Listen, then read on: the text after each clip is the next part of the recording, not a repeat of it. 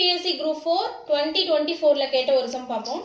Vignesh borrows rupees 10,000 for 2 years at 4% per annum simple interest. He lends it to Sanjay at 6% per annum for 2 years. Find his gain in this transaction per year. Note பண்ணுங்க, இந்த இடத்துல per year transaction கேட்டிருக்காங்க.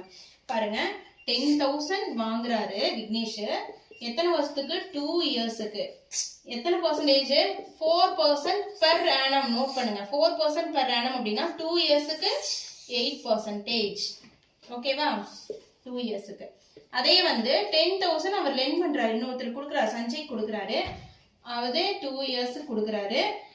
எத்தனை percentage? 6% per annum கொடுக்குறாரு. ஒரு வருஷத்துக்கு 6% அப்படின்னா 2 இயர்ஸுக்கு 12%.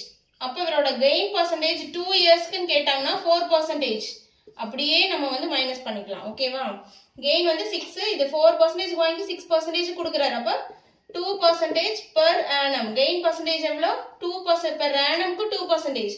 2 இயர்ஸ்க்குன்னு கேட்டாங்கன்னா இதை போடணும் 4%. ஓகேவா? 12ல 8 போச்சுன்னா 4%. 8%க்கு வாங்கி 12% கொடுக்குறாரு. புரிஞ்சுதா?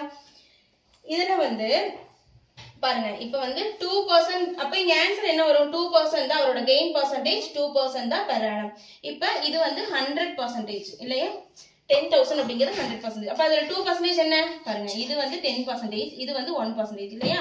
அப்ப 100 அப்படிங்கிறது 1% அப்படின்னா 200 அப்படிங்கிறது 2%. அப்ப இங்க क्वेश्चन என்ன கேட்டிருக்காங்க?